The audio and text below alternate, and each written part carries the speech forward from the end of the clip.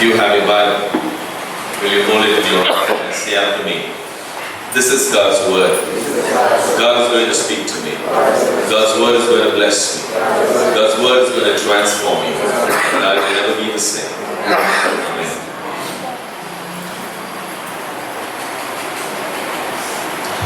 Now I wanted to read this from another translation also. The translation called The Message. The Message Bible. And this is how it is written. For the third test, the devil took him to the peak of a huge mountain. He gestured expansively, pointing out all the earth's kingdoms. How glorious they all were. Then he said, they are yours, lock, stock, and barrel. Just go down on your knees and worship me, and they are yours. Jesus' refusal was curt. Beat it, Satan. He backed his rebuke with a third quotation from Deuteronomy. Worship the Lord your God and only Him. Serve Him with absolute single-heartedness. The test was over, the devil left, and in his place, angels. Angels came and took care of Jesus' needs. I love that phrase. Angels came and took care of Jesus' needs. Hallelujah. Now I wanted you to closely follow this morning what's being said from God's word, because we've already finished 1 month of this year, and I really do not know how many of us we are on the track so that we receive all the blessings from God this year. We need to understand certain things, and we have to look from the perspective of God.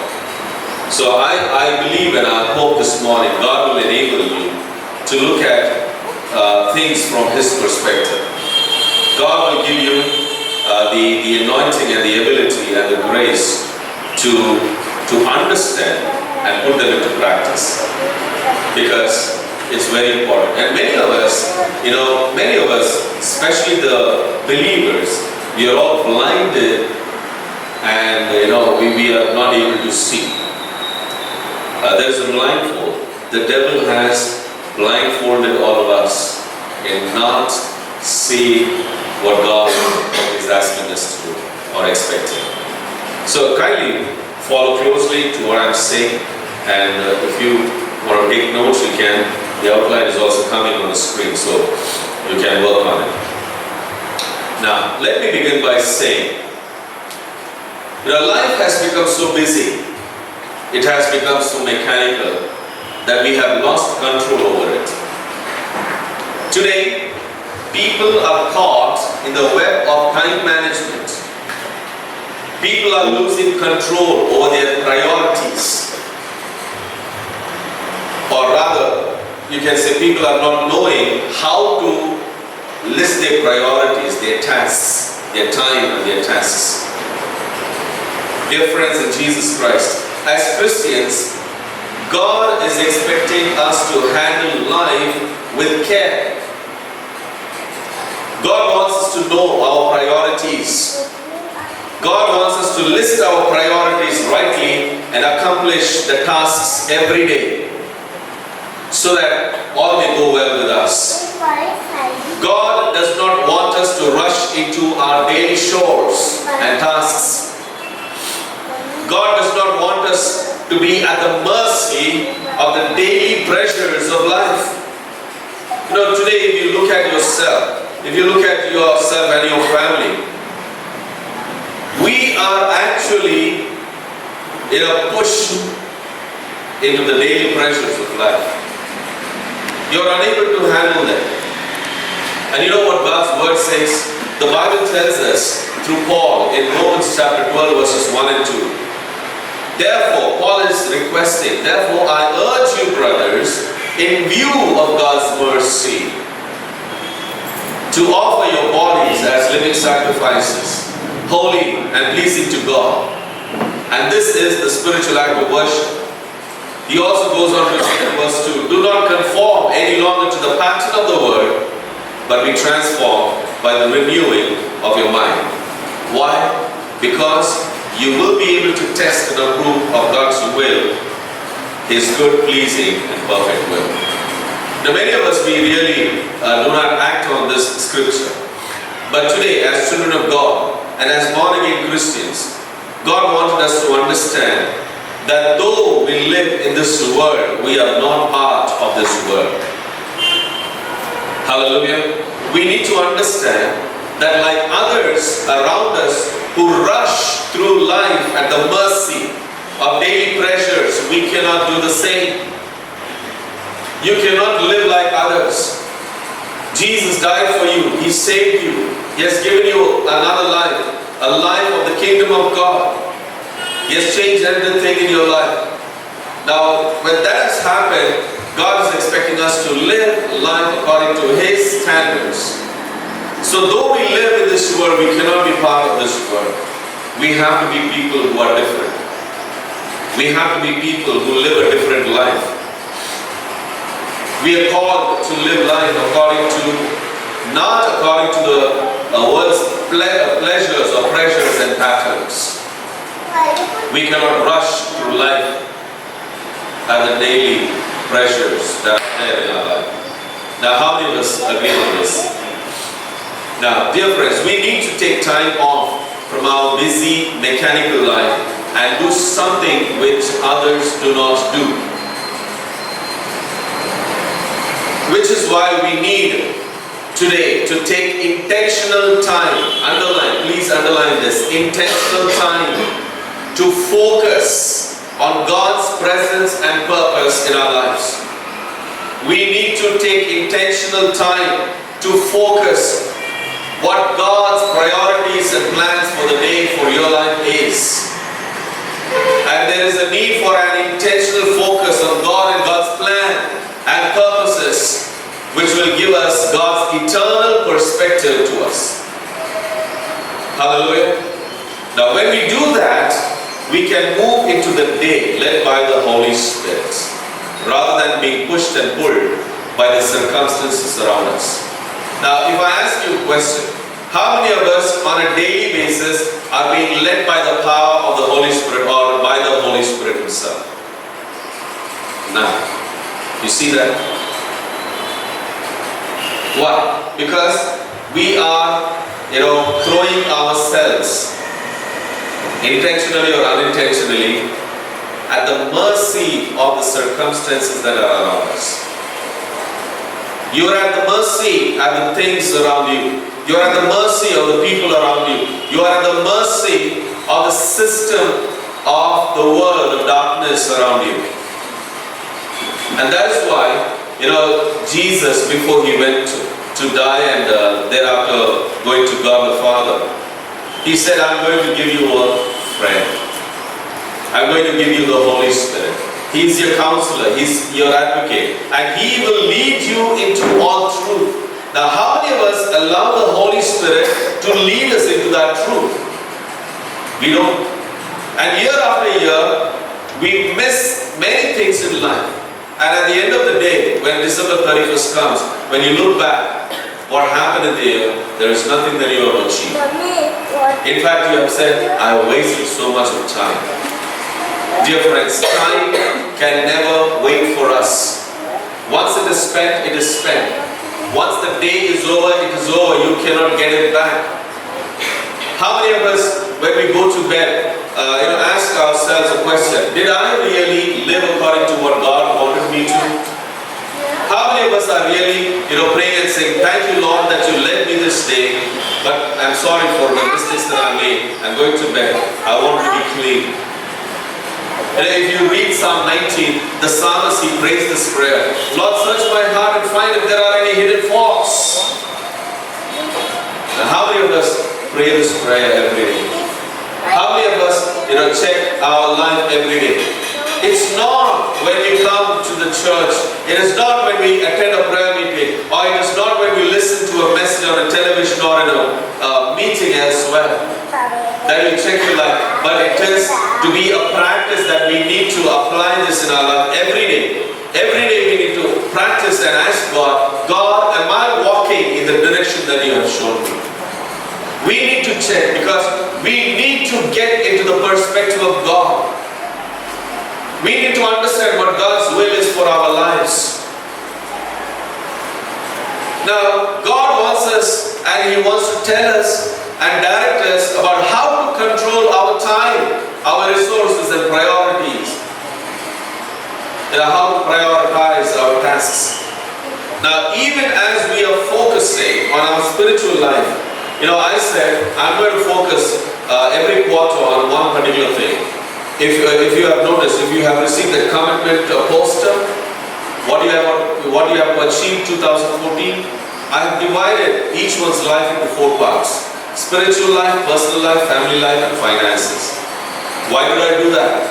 I gave this because through God's word, every year we'll focus on each of those parts of our life, areas of our life, and accomplish what God wanted to do in our lives. Hallelujah. And that is the reason why God says, you are like an olive tree planted in the house of the Lord. You will flourish always. Hallelujah.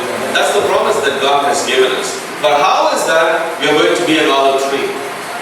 How are we going to be that olive tree? Last time, if you remember, I shared, an olive tree is a tree, even if you cut it down, even if you cut the roots, it will still grow. That's the beauty of the olive tree. There is life in olive tree. An olive tree cannot die. And God compares our life with an olive tree. Hallelujah. We cannot die. Our life cannot end abruptly. Our life has a purpose. Our life has the will of God. Our life has been given. It is precious. It is given by God through His Son Jesus Christ. And we need to take care of it. Now listen to this carefully. Even as we are focusing our spiritual life in the first quarter, let us understand the need of listing our priorities and also how to accomplish the tasks through the day so that our life becomes easier, which will glorify God. I wanted from today every one of us to understand this, learn from God's word and list the priorities every day so that every day when you go to bed, you will sleep in peace. You will say, God, I thank you for this day. And I know that I have been able to do everything that you wanted me to do. But instead of asking in the morning, God, what do you want me to do? We rush into the life. We throw ourselves to the mercy of daily pressure of life.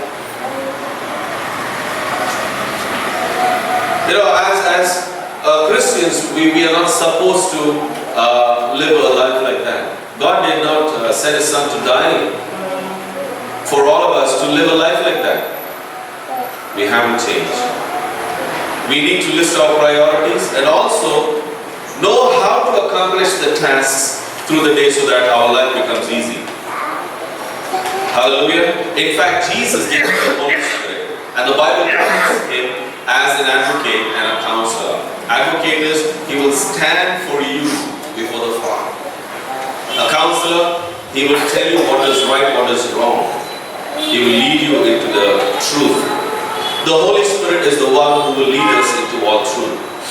Now, many of us, we do not rely on the Holy Spirit on a daily basis to live that God-given life of the day. Dear friends, today, if we are getting into unnecessary trouble, it is because we are not allowing the Holy Spirit to guide us into the truth. It is as simple as it is. We are not, throwing ourselves into the hands of the Holy Spirit to be led. We are not allowing the Spirit of God to lead us. We are not allowing the Holy Spirit to help us live the life in truth. And our day begins with chaos and ends in a chaos. God did not intend this from the very beginning. Jesus did not die on the cross, shed His blood so that you could live a life of chaos. No, that is not God's plan. God did not intend this from the very beginning. God created everything so that man would enjoy all the good things of life. When God created, He said it is good. And then He created man. He said now he can live in this place.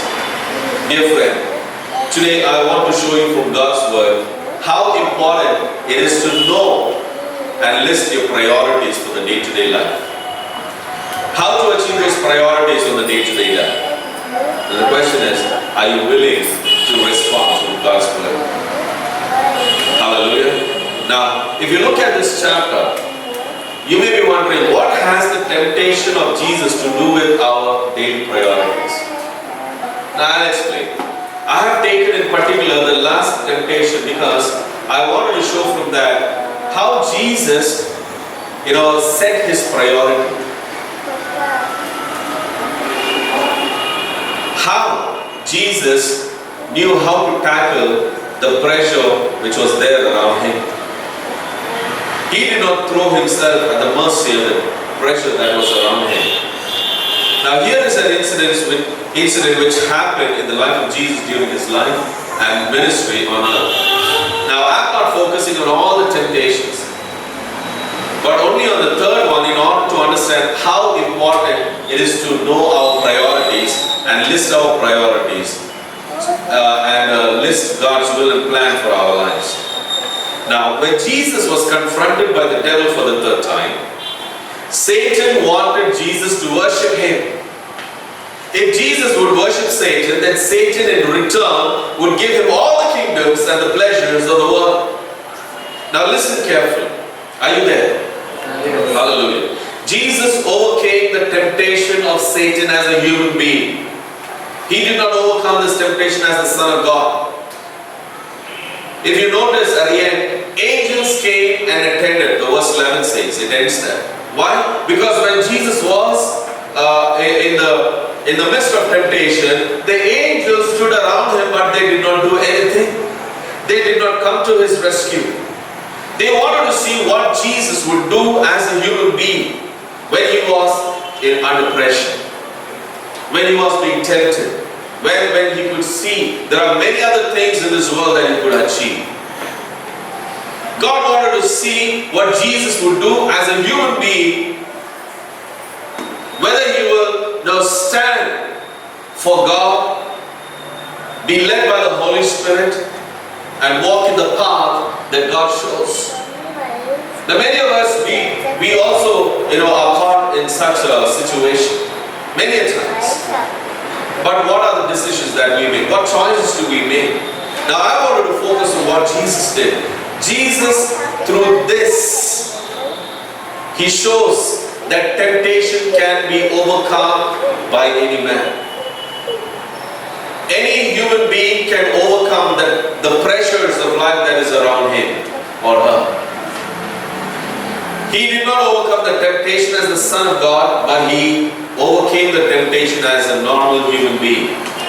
Now he also wanted to show that as a human being, not only we can overcome the pressures of life, we are also able to look at things from God's perspective. Today, that is the reason why God is calling each one of us to learn from Jesus. Now I'm not going to talk about temptation, but I'm just going to focus only on how Jesus set his priority.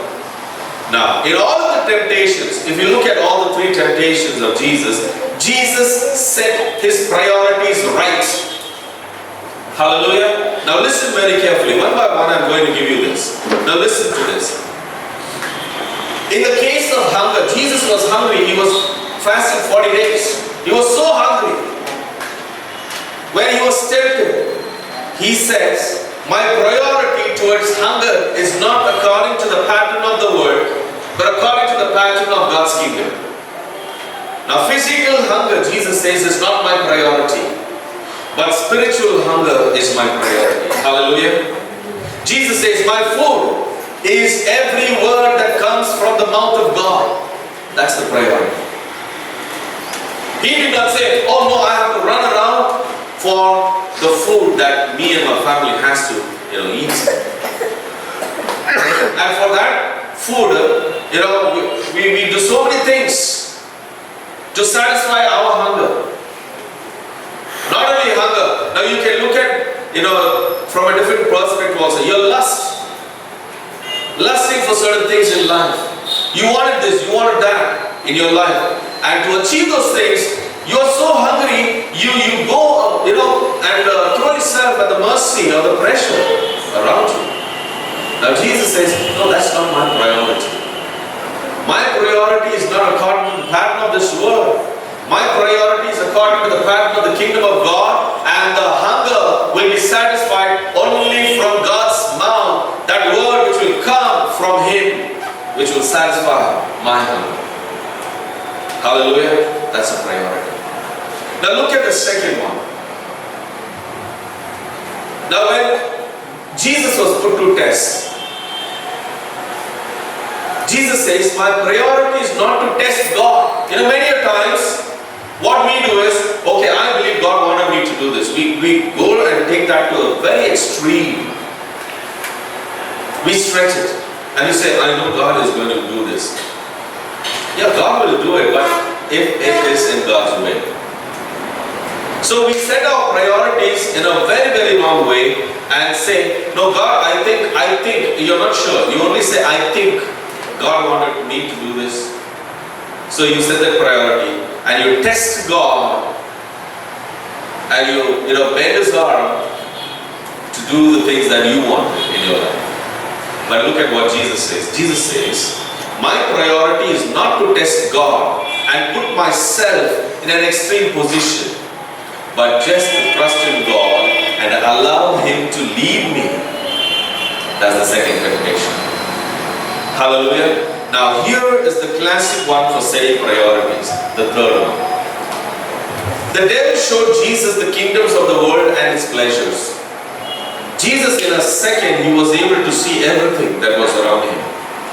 People, enjoying high positions, the wealth and the luxury of life. In just few seconds, he took on a tour, a virtual tour of what the devil can give you. Jesus was able to see that. And you know what Jesus says?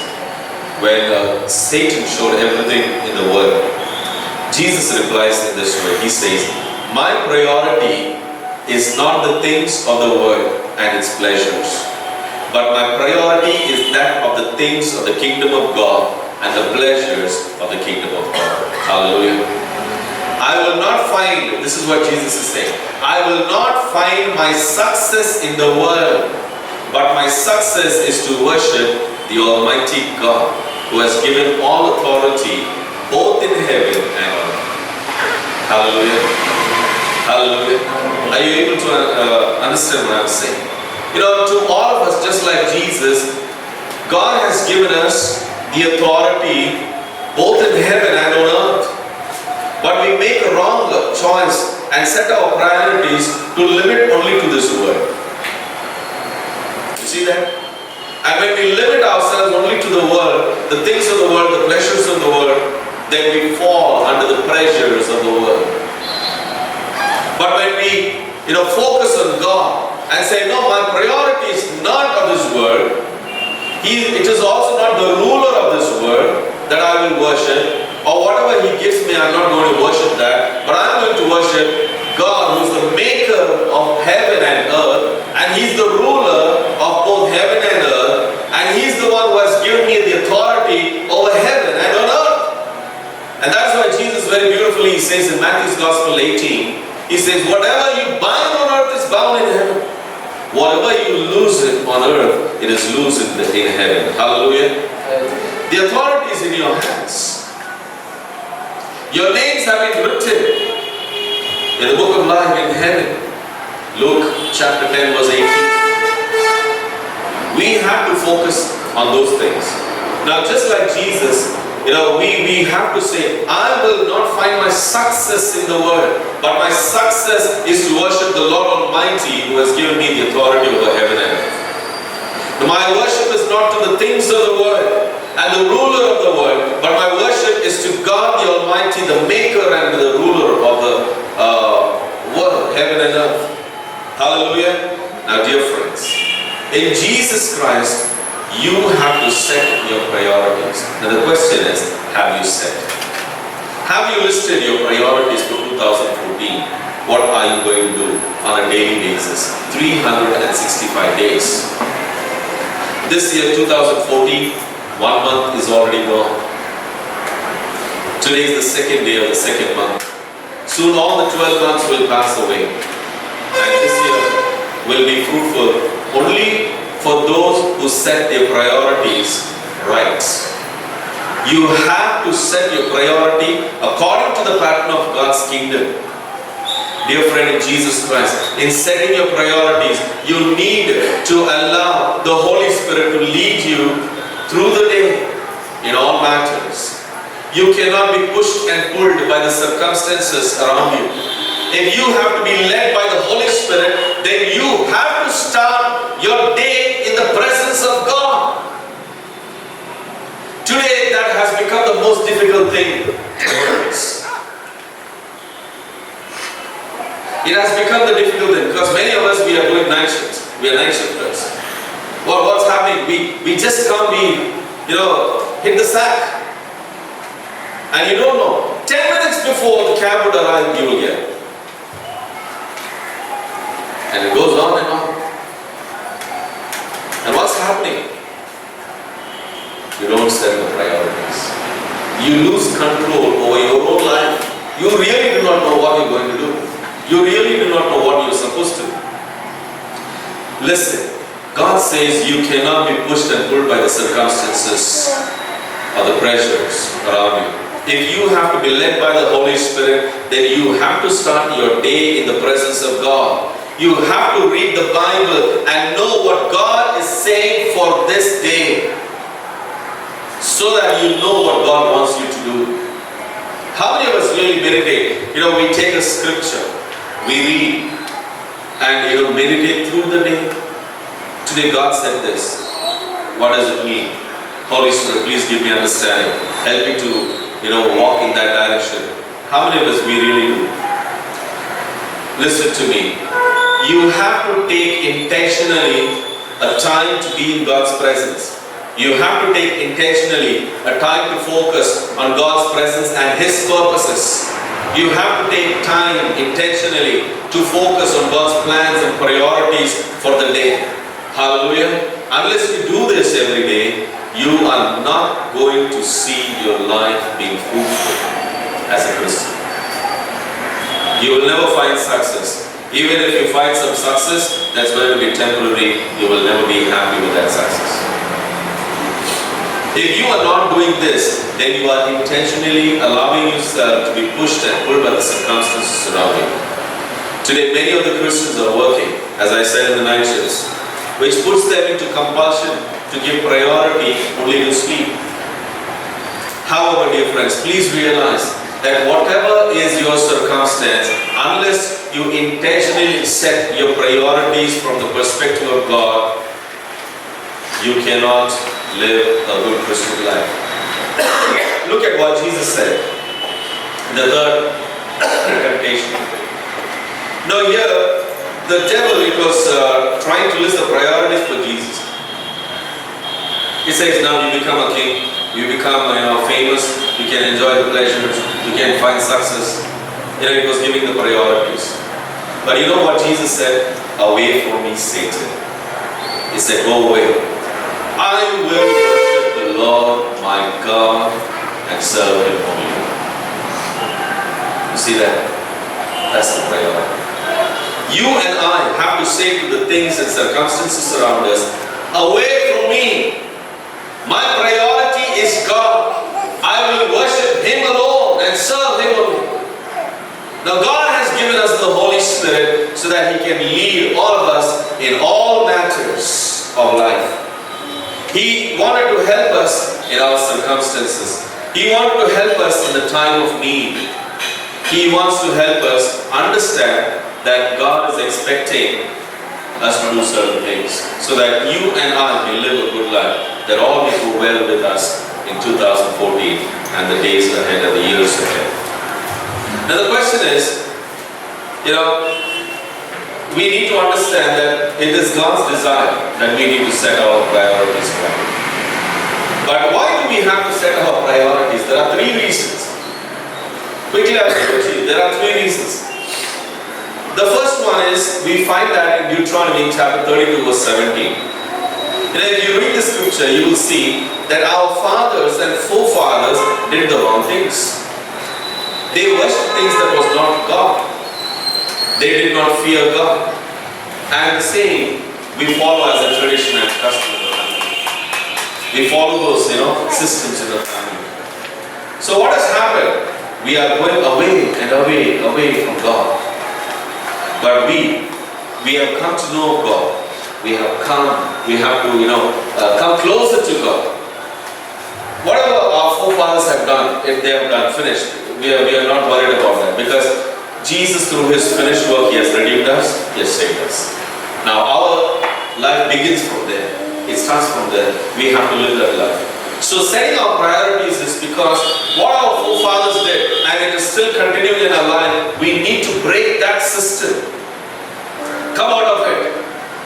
You cannot be in that system or the framework, because whatever they have done, whether they worship or given priorities, it was not for God. They never worshiped God. You need to understand that. So that is the reason we need to set our priorities. Second, you see this, you'll find this, the second reason we find in 2 Corinthians chapter 4 verse 4. This text, it says, the ruler of this world, and it talks about the God of this world. That is Satan. Satan has blindfolded each one of us.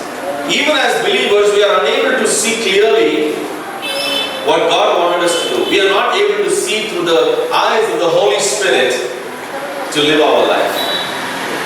Why? Because the pressures and the pleasures around us are blindfolded. Satan is very, very cunning.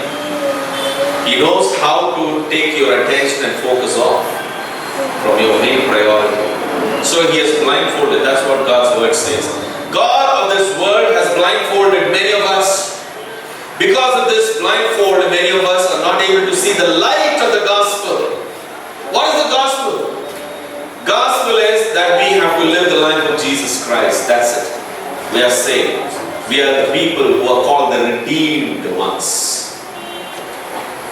Do you understand that? Many of us are not able to see the glory of Jesus Christ in our own lives. Many of us are not able to see the image of God in Jesus Christ.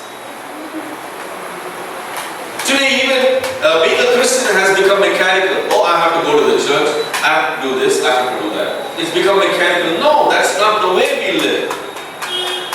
So we have to remove the blindfold. We should be able to see how the Holy Spirit is seeing.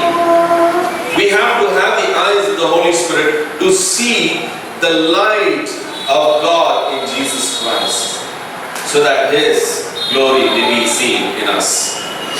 Hallelujah. That's the second reason. Third reason you will find in the text, 1 Corinthians chapter 10 verse 20. All the sacrifices, whether our forefathers have made or we are making, even as believers, we are not making the right sacrifices, because whatever sacrifices we are making, it is not made to God. We are making it for something else. You can check it in your life. Suppose you sacrifice something. You say, okay, I'm not going to do this, let's say, for example. I'm sacrificing this. For what are you doing that? Are you really doing that for God? Are you making that sacrifice for God? But the Bible says we have to be living sacrifices. Generally, sacrifice is a dead sacrifice. God does not want any more dead sacrifices. God wanted us to give a living sacrifice to Him. And that living sacrifice can be given only to the living God. Hallelujah. Whatever sacrifices you're making or doing in your life is not for God. So who are you worshiping? If you check yourself, you'll be worshiping not God but something else. For example, you will say, instead of 9 hours every day, I will work for 12 hours or 15 hours. What sacrifice are you doing? For what are you doing that? Are you doing that to earn more money? Or are you doing that to, satisfy your boss so that you can get a promotion? For what are you doing? Are you really doing that as a worship of God, as a sacrifice to God? No. You need to check yourself how we are living. All the sacrifice you make is not to God. Jesus has saved you from condemnation and wrath, and you cannot be part of the demonic and the darkness. Somewhere we fail to understand what is demonic, what is darkness, and what is of light, what is of God. We are not able to differentiate that. And you get into it, and you get caught into it, and you throw yourself at the mercy of that. You are today a believer in Jesus Christ. Dear friend, Jesus died for you. He has given a new life. Remember that. So, whatever you live, your life should be a sacrifice, a living sacrifice to the living God. So, how can you be a living sacrifice to the living God? Not following the pattern of the world. How do you not be part of the world? By renewing your mind. How do you renew mind? By the power of the Holy Spirit, and allow Him to do it.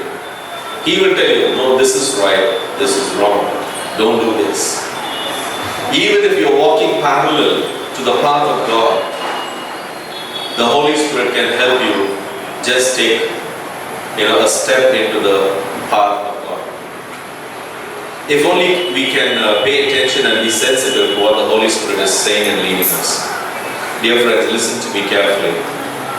God intended that Jesus rule all the world's kingdom. Now listen to this very carefully. God intended that Jesus ruled all the world's kingdom. But before that, Jesus first had to go to the cross. You understand that? Today, Jesus' commitment to worship God and serve Him alone reminds us that we are to intentionally subject ourselves to the known will of God. Even in our lives, before you wanted to find success in your life, you have to find the cross in your life. The way of the cross is the way to the kingdom of God and to the success.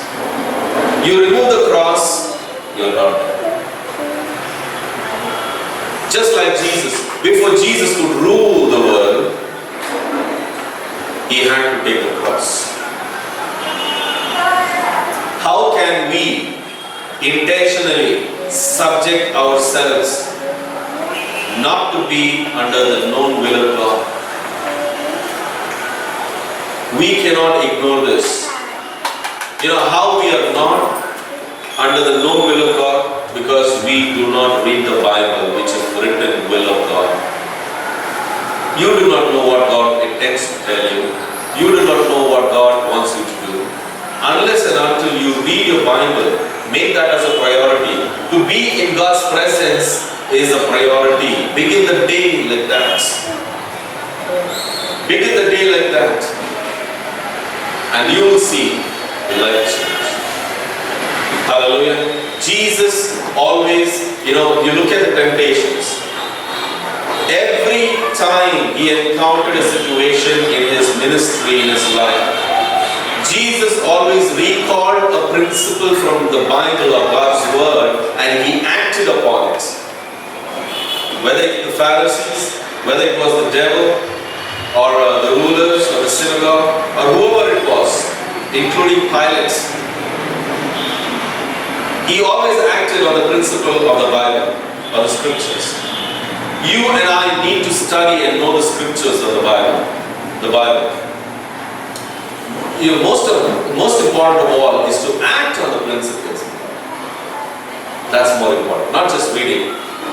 Bible may be interesting, but it's not just a storybook. It's something else. It's the book of life. So let's act on the principle from God's Word. Now, even as I conclude, dear friends, I would like to share a legend which the Jews believed about Abraham. When I say a legend, it's a belief, a story that they believed in. Now, I want you to pay attention to the story that the Jews believed about Abraham. When Abraham started on his journeys, he saw the stars in the heavens and said, I will worship the stars. But what happened is, the stars, they set. Then Abraham saw the constellations, the Pleiades, and the rest of them, and he said, I will worship the constellations. But the constellations also set. That means after the day, he could not see. Then Abraham saw the moon sailing high in the heavens, and he said, I will worship the moon. But the moon also vanished when her season was over. And that season we call as Amavasya. We don't even see the moon. Then Abraham saw the sun in all his majesty, coming out of his chamber like a bridegroom, and rejoicing as a strong man to run a race. But when the day was spent, he saw the sun sink on the western horizon. Stars, constellations, moon and sun all became unworthy of his worship. Abraham realized that. For all had set and all had disappeared. Then Abraham said, now this is not right. Now I have to do the right thing. And he said, I will worship God, for he abides forever. Hallelujah. Isn't that wonderful? Now we need to learn. Where do we set our eyes? Where do we set our mind? Where do we set our heart? Because Jesus says, where your heart is, there your treasure will also be. What do you treasure in your life? What are the priorities in life? Today God is calling each one of us to set our priorities and list them one by the leading of the Holy Spirit, so that this year and the years ahead of you may be fruitful for you to glorify God. And this morning, what is your response to Him? Hallelujah. I wanted you to take a small time, a little time, maybe a minute, and reflect on this. God is saying and is challenging you, will you make a commitment to set your priorities, to list your priorities? What is your response? I wanted you to take a minute and pray together.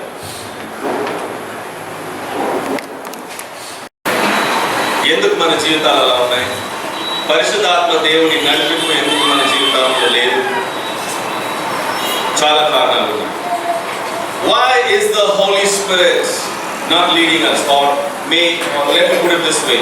Why are we not led by the Holy Spirit? If I ask you that question. Or are you being led by the Holy Spirit? ప్రతిరోజు మీరు పరిశుద్ధాత్మ నడిపింపు ద్వారా, ఆయన అభిషేకము ద్వారా మీ జీవితాన్ని కొనసాగుతున్నారా, మీరు జీవిస్తున్నారా అనే ఒక ప్రశ్న నేను అడిగితే మీ సమాధానం. ఈరోజు మీరు చూడండి, మన జీవితాలు ఎలా మారిపోయాయి. ఒక క్రైస్తవుడిగా, తిరిగి జన్మించిన విశ్వాసిగా మనం ఉన్నా కూడా మనము పరిశుద్ధాత్మ దేవుని నడిపింపు మన జీవితాలు మనం చూడటం ఎందుకంటే మన జీవితాల్లో ఏదైతే ఆధ్యాత్మిక అంశాలు ఉన్నాయి, అంటే the priorities, what is that? ప్రాధాన్యత. How do you say that?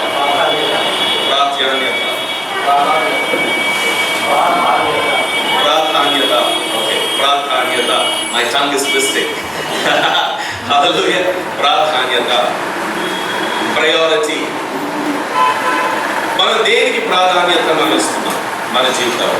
ఏ పనులకు మనం ప్రాధాన్యత ఇస్తున్నాం? ఒకవేళ దాన్ని పరీక్షిస్తే మన జీవితాలు నిజంగా వేరే మార్గంలో మనం చేస్తున్నాం, వేరే మార్గంలో మనం నడుస్తున్నాం. యేసే చెప్పిన రీతిలో, యేసే ఇచ్చిన కృపలో మనం జీవించటం లేదు. యేసే ఇచ్చిన పరిశుద్ధాత్మ ద్వారా నడిపింపు మన జీవితాలు మనకి లేదు. ఎందుకంటే మన జీవితాల్లో మరి ఎన్నో ముఖ్యమైన పనులు ఉన్నాయి. ముఖ్యమైన పని వదిలేసి మనకేది ఇష్టమో, మనకేది నచ్చిందో ఆ పనులు మనం చేస్తున్నాం. సో దీనివల్ల ఏమవుతుంది? పరిశుద్ధాత్మని కొద్దిగా దూరంగా మనం ఉంచుతున్నాం. మీరు ఈ వాక్యం చదివిన తర్వాత మీరు అనుకోవచ్చు, ఇదేంటి పాస్టర్ గారు శోధన గురించి రాయబడింది వాక్యంలో, ఈరోజు ప్రాధాన్యత గురించి చెప్తున్నాడండి. అంటే ఈ మరి ముఖ్యంగా నేను 3వ శోధన నేను తీసుకున్నాను. ఎందుకంటే ఈ శోధన ద్వారా యేసే జీవితంలో, ఆయన పరిచర్యలో ఆయన ఎలా నిర్ణయాలు తీసుకున్నారు, ఎలాంటి ఎంపికలు ఆయన చేసుకొని ఉన్నాడు అని చూసి అది మన జీవితాలు అమలుపరచడానికి మనం ప్రయత్నం చేయాలి, అనుసరించడానికి మనం ప్రయత్నం చేయాలి. ఎందుకంటే ఈ రోజు మీరు చూడండి, మన జీవితాలు ఎంత బిజీగా అయిపోయిందంటే దాని మీద మనకు కంట్రోల్ లేదు. పొద్దున్న లేవగానే పరిగెత్తడమే. హల్లెలూయా, ఉన్నారా?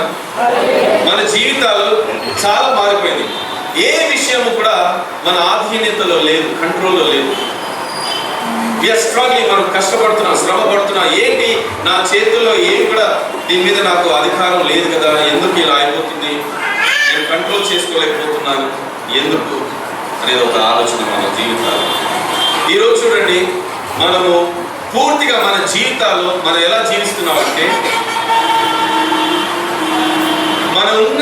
మన చుట్టూ ఉన్న పరిస్థితుల్లో, ఆ పరిస్థితుల్లో అంటే మన చుట్టూ ఏదైతే పరిస్థితులు ఉన్నాయో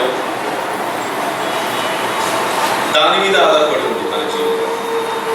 అంటే మనము ఆ పరిస్థితిని కంట్రోల్ తీసుకోవటం లేదు, కానీ ఆ పరిస్థితి మన జీవితాలని కంట్రోల్ తీసుకున్నాము.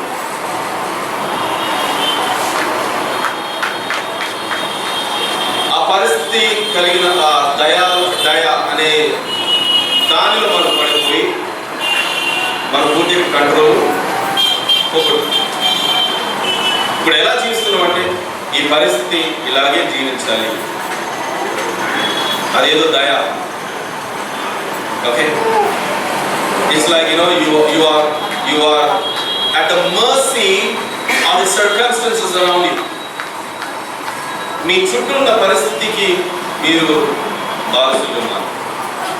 మీకు దాని మీద ఎలాంటి ఒక కంట్రోల్ అనేది మీకు లేదు.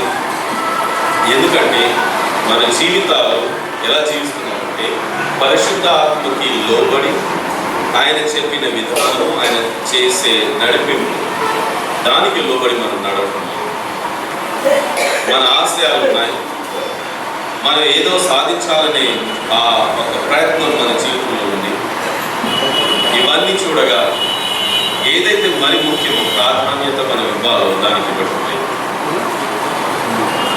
మీరు చూడండి, మన పనులు ఏది చాలా ముఖ్యమైన పనులు మనం చేయాలో అది మనం చేయండి. రోమాపత్రిక 12వ అధ్యాయము 1-2 వచనాలు మనం చదువుకుంటే, can somebody help me reading the verse? Can you give the mic, the orders to brother Praveen?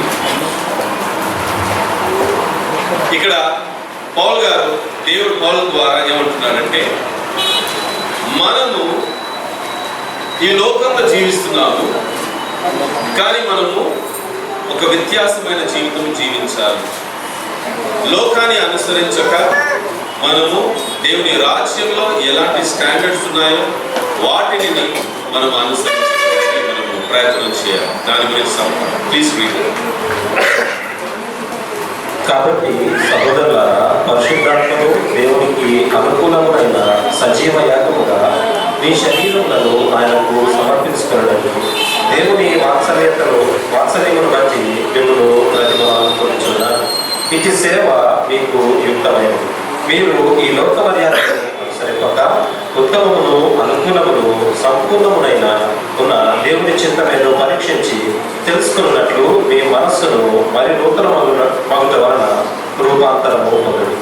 హల్లెలూయా, హల్లెలూయా. ఇక్కడ దేవుడు ఏం చెప్తున్నాడు చూడండి, పౌలు గారు, మనము ఈ లోకానుసారము మనము అనుసరించుకోవాలి.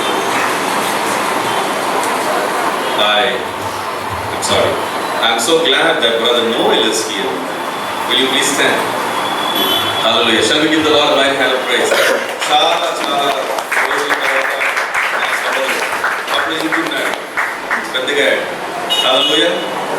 లాస్ట్ టైం నేను చూసినప్పుడు మీసాలు లేవు, ఈ రోజు మీసాలు ఉన్నాయి. Hallelujah. Shall we give the Lord a mighty hand of praise? ఈ రోజు మనం ఎలా జీవిస్తున్నామంటే, దేవా ఇది నా చిత్తము, నేను అనుకుంటున్నాను ఇది నీ చిత్తము కూడా. ఏ పని చేసినా కూడా మనం అలాగే అంటున్నాం.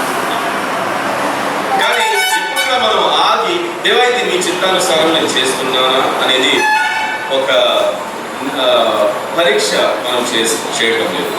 అంటే we're not actually examining whether it is God's way. దేవుని బిడ్డల మనం తిరిగి జన్మించిన క్రైస్తవులుగా విశ్వాసులుగా మనం ఉన్నాం.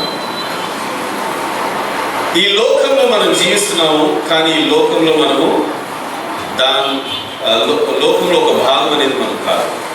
Right? We're living in the world but not part of the world. అయితే దానికి అర్థం ఏంటి? లోకానుసారము మనము జీవించకూడదు.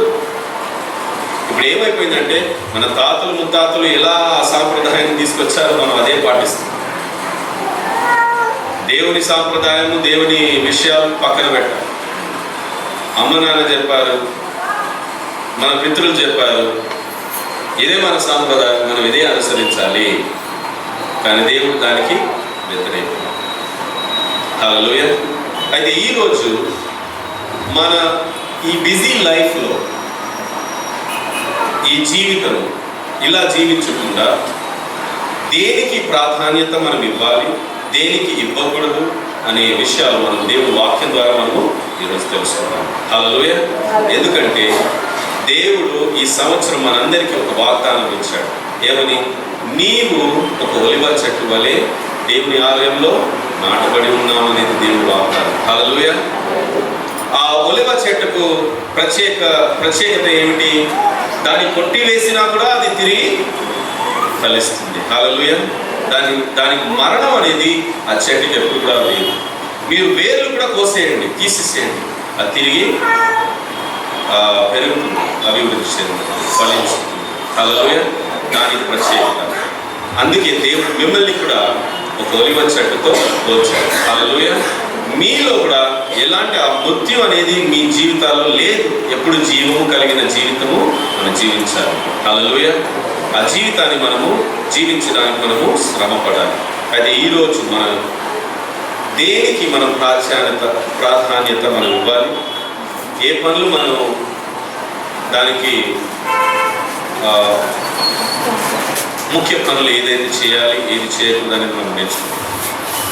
అయితే మీరు ఒక ప్రశ్న అడగచ్చు, ఈ శోధన ద్వారా యేసయ్య జీవితంలో జరిగిన ఈ సంఘటనల ద్వారా ప్రాధాన్యత మనం ఎలా తెలుసుకోగలుగుతాం? అయితే ఈ వాక్యం మీరు చదవండి. దీంట్లో మూడు సార్లు సాతానుడు యేసయ్యని శోధించాడు. Satan tested God 3 times. Tested Jesus. ఈ విషయం తెలుసుకునే ముందు ఒక విషయం, ముఖ్యమైన విషయం మనం తెలుసుకోవాలి. యేసయ్య శోధనలు పడినప్పుడు ఆయన దాన్ని ఎలా ఎదిరించాడు? ఒక మానవుడుగా ఎదిరించాడా, లేకపోతే దేవకుమారుడుగా ఎదిరించాడు? ఎంతమంది మానవుడిగా చెప్తారు? ఎంతమంది డౌట్ఫుల్ అంటారు? ఎంతమంది దేవుని కుమారుడుగా ఆయన దాన్ని ఎదిరించాడని చెప్తారు? హల్లెలూయా. ఆయన ఒక మానవుడిగా దాన్ని ఎదిరించాడు. హల్లెలూయా. దేవుని కుమారుడుగా ఎదిరించలేదు. ఎందుకు చెప్పండి? వాక్యం చదవండి, 11వ వచనం. అక్కడ ఏం రాయబడింది? ఈ శోధన జరిగిన తర్వాత, yes please read.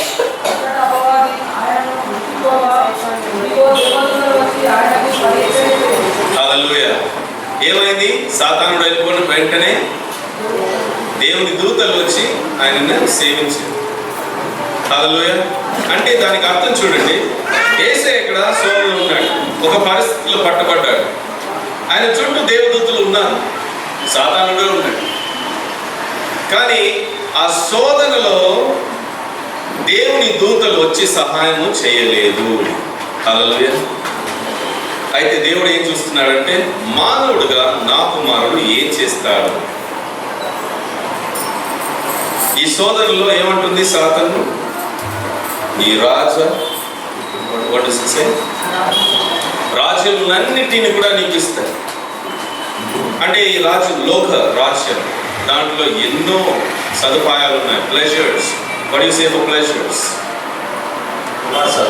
Vilasam. Hallelujah. మోహము, విలాసము. మనకి ఏదైతే కావాలో మనము దాన్ని పొందుకోవచ్చు. అవన్నీ కూడా సాతాను ఒక సెకండ్లో పూర్తిగా చూపించాడు యేసయ్య. ఇదిగో నన్ను నువ్వు మొక్కితే, నన్ను సేవిస్తే, నన్ను ఆరాధిస్తే, నన్ను మొక్కితే నేను ఇవన్నీ కూడా నీకు ఇస్తాను. మానవుడుగా నీకు ఇవన్నీ కూడా దొరకవు, నువ్వు పొందుకోలేవు. ఒక విలాసమైన జీవితము, విలాసవంతమైన జీవితం, లగ్జరీ లైఫ్, అన్ని సదుపాయాలు నీకు ఉండవు. కానీ నన్ను నువ్వు ఆరాధిస్తే ఇవన్నింటిని కూడా నేను నీకు ఇస్తానని యేసుతో చెప్పగా యేసే ఏమన్నాడు? యేసే మనసులో ఏమైంది? ఇదేంటి, నా తండ్రి నాకు రాజు అని చెప్పాడుగా, నేనే రాజులకు రాజుని, పరలోకము భూలోకము వీటన్నిటి మీద కూడా నాకు అధికారం ఉంది కదా. సాతానుడు ఎందుకు ఇలా చెప్తున్నాడు? సాతానుడికి ఏం అధికారం ఉంది దీని గురించి? ఇక్కడ వ్యత్యాసం ఏంటంటే, సాతానుడు ఈ భూలోకం మాత్రమే చూపించి శోధించడానికి ప్రయత్నం చేశాడు. కానీ దేవుడు సర్వాధికారి. హల్లెలూయా. ఆయన పరలోక రాజ్యానికి భూలోక రాజ్యానికి ఆయన రాజు. హల్లెలూయా. అయితే ఆ అధికారం దేవుడు మనకిస్తాడు. విశ్వాసులుగా మనం దీన్ని అర్థం చేసుకోవాలి. ఏంటంటే, ఎప్పుడైతే మనము పరిస్థితిలో పట్టుబడితే ఇది నిజంగా దేవుడి నుంచి వస్తుందా దేవుడి నుంచి కాదా అనేది మనకు ఆ వ్యత్యాసం మనకు తెలియదు. అప్పుడే మనము దేనికి ప్రాధాన్యత మనం ఇవ్వాలో దానికి ఇవ్వగలుగుతాం. లేకపోతే మనం తప్పులు చేస్తాం. ఈ సంవత్సరంలో ఒక నెల పూర్తయింది, ఇంకా 11 నెలలే. ఈ 2వ నెల 2 రోజులు అయిపోయినాయి. హల్లెలూయా. ఇంకా 2 రోజులు తక్కువ ఈ నెలలో, 28 రోజులే. ఇంకా 26 రోజులు మాత్రమే ఉంది. అయితే మనం ఏం సాధించాలి? మనము ఈ సంవత్సరంలో ఫలించాలి, సక్సెస్ అనేది మనం చూడాలి అని అంటే మనము క్రమముగా మన జీవితాన్ని చక్కదిద్దుకోవాలి. ఒక క్రమశిక్షణ మనలో ఉండాలి. ఒక పద్ధతి ప్రకారం దేనికి ప్రాధాన్యత మనం ఇవ్వాలో దానికి ఇవ్వాలి. ఏ పని అయితే ముఖ్యమో ఆ పనులు మనం చేయాలి. ఏదైతే ముఖ్యం కాదో దాన్ని లాస్ట్లో పెట్టాలి, ఆఖరిలో పెట్టాలి. ఆ పనులు తర్వాత చేయాలి. అయితే ఇక్కడ యేసయ్య ఏం చేశాడు? ఆయన పోల్చుకున్నాడు. దేవునిది ఏమిటి, సాతానుడిది. ఈ లోకానుసారం ఏమిటి, రాజ్యానుసారం అంటే పరలోక రాజ్యానుసారం ఏమిటి అనే వ్యత్యాసం తెలుసుకొని సాతానుతో ఏమన్నాడు? నువ్వే ఇస్తావు నాకు పరలోక రాజ్యం, నువ్వు ఈ భూలోక రాజ్యం మాత్రమే నాకు ఇవ్వగలుగుతావు, కానీ పరలోక రాజ్యం నువ్వు ఇవ్వలేవు కదా, అది నా దేవుని తండ్రి దగ్గర ఉంది. ఆ తండ్రి నాకు అధికారము పరలోకం మీద భూలోకం మీద ఆ అధికారం నాకు ఇస్తాను. నువ్వు ఇవ్వడం, నేను నిన్ను ఆరాధించను కానీ దేవుణ్ణి ఆరాధించాలి అని వాక్యంలో కూడా రాయబడింది అనేది ఆయన సాతాను. దీన్ని ఈ విషయం మనం తీసుకుందాం. మన జీవితాల్లో మనము ఏ పనులు మనం చేస్తాం. ఇప్పుడు చూడండి, మన జీవితాలు ఎలా ఉన్నాయంటే, పొద్దున్న లేవగానే పరిగెత్తడం, మన స్నానం కూడా సరిగా చెయ్యము. ఇవాళ ఈ రోజుల్లో అన్ని ఇన్స్టెంట్, ఇడ్లీ కూడా instant. Okay, everything is instant. Coffee ready, ఆ రోజుల్లో డికాక్షన్ పెట్టి దాన్ని చేసి అన్నీ ఆర్డర్ కలపాలి, తాగాలి అంతే. వేడి చేయడం కూడా 30 seconds micro oven, just put mug inside, వేడి 30 సెకండ్లు. చూసారా మన జీవితాలు ఎలా మారిపోయాయి? పరిగెత్తడము, ఎందుకంటే తొందరగా ఆఫీస్ చేరుకోవాలి. రోడ్డు మీదకి వెళ్తే ట్రాఫిక్, పొద్దుటి నుంచి సాయంత్రం వరకు మనం శ్రమ పడతాం, అలసిపోయి మళ్ళీ ఇంటికి వచ్చి అలాగే. కొన్నిసార్లు మనం ఆరాధనకి అలాగే వరకు నుంచి లేచి అలాగే వస్తాం. హల్లెలూయా, హల్లెలూయా. Some of us we do that. We have to understand. మనం ఏం అర్థం చేసుకోవాలంటే, మన జీవితాల్లో ముఖ్యమైన పనులు మనం చేయాలి. మన జీవితాల్లో ఎందుకో మన జీవితాల్లో కొన్ని సమస్యలు మనకు ఎదురవుతాయంటే, మనము దేవుని చిత్తం తెలుసుకోకుండా పరిశుద్ధాత్మ నడుపు లేకుండా మనం కొన్ని కార్యాలు మనం చేస్తున్నాం కాబట్టి మనము అపాయానికి గురవుతున్నాం. హల్లెలూయా. ఉన్నారా? అయితే ఈరోజు ఈ వాక్యం ద్వారా ఏం తెలుసుకోవాలంటే ప్రాధాన్యత దేనికి? For what I have to give the priority. దానికి ముందుగా మనకు పరిశుద్ధాత్మ నడిపిస్తున్నారు. పరిశుద్ధాత్మ నడిపి మనకు లేకుండా ఉన్నట్లయితే మనం సరిగా మన పనులు చేసుకోలేము. అయితే ముఖ్యంగా ఒక విషయం నేను చెప్తాను. ఉన్నారా? హల్లెలూయా. ఈ శోధనలో ద్వారా మనం యేసయ్య ప్రాధాన్యత దేనికి ఇచ్చాడు మనం చూద్దాం. మొదటి శోధనలో సాతానుడు ఏమన్నాడు? నువ్వు ఆకలితో ఉన్నావు, 40 రోజులు ఉపవాసం చేస్తావు, నీకేంటి కరువు? నువ్వు డిసైడ్ చేస్తే ఈ రాళ్ళని కూడా నువ్వు రొట్టెలుగా మార్చి తినగల శక్తి నీలో ఉంది. యేసయ్య దాన్ని ఎలా చూశాడు? ఆయన మనసులో ఎలాంటి ఆలోచన వచ్చింది? యేసయ్య ఏం ఆలోచన చేశాడంటే నా జీవితంలో ప్రాధాన్యత ఏమిటి? ఆకలి విషయంలో నా కడుపు ఆకలిగా ఉంది, నేను భోజనం చేయాలి. కానీ నా ప్రాధాన్యత ఏమిటి? What is my priority? ఈ ఆకలి తీర్చడమా? కడుపు యొక్క శారీరకంగా ఆ ఆకలి తీర్చడమా? లేకపోతే ఆత్మీయ ఆహారము అవసరమా? ఆ ఆకలిని తీర్చాలి. ప్రాధాన్యత ఏంటి? అక్కడ యేసయ్య ఏమన్నాడంటే, సాతాను, నువ్వు శారీరకంగా మాత్రం నువ్వు మాట్లాడుతున్నావు, లోకానుసారంగా నువ్వు మాట్లాడుతున్నావు. సరే, నా శరీరానికి ఆహారము కావాలి, కానీ దానికన్నా మన ముఖ్యమైన విషయం ఏంటంటే నా ఆత్మ యొక్క ఆకలి నేను తీర్చుకోవాలి. ఆ ఆకలిని నేను ఎలా తీర్చుకోగలుగుతానంటే దేవుని నోటి ద్వారా వచ్చే ఆ మాటల ద్వారా నేను ఆ ఆకలిని తీర్చుకోగలుగుతాను. హల్లెలూయా. నేను దానికే ప్రాధాన్యత నేను ఇస్తాను. ఈ ఆకలిని నేను దాని స్థానం 2వ స్థానం. ఇది మన జీవితాలు మనం పొద్దుటి నుంచి సాయంత్రం మనం దేని గురించి పనిచేస్తున్నాం? కుటుంబాలలో ఎన్నో కడుపులు ఉన్నాయి. ఆ కడుపుల ఆకలి మనం తీర్చాలి. దాని గురించి మనం శ్రమ పడుతున్నాం. కానీ ఈ శ్రమలో ఈ ఒక పరుగులో మనం ఒక ముఖ్యమైన విషయాన్ని మనం మర్చిపోతున్నాం. ఏంటంటే ఈ శారీరక ఆకలి గురించి మాత్రమే మనం ఆలోచన చేస్తున్నాం, కానీ ఆత్మ గురించి, ఆత్మ ఆకలిగా ఉందనేది మనము ఆలోచన చేయటం. ఈ ఆత్మ యొక్క ఆకలి దాహము ఎలా తీర్చగలుగుతాము? దేవుని వాక్యము ద్వారా. కానీ మనకు సమయం లేదు దేవుడి వాక్యం చదవడానికి. చూసారా, మనం దేనికి ప్రాధాన్యత మనం ఇస్తున్నాం? అందుకే మన జీవితాల్లో పరిశుద్ధాత్మ నడిపింపు మనం చూడటం లేదు.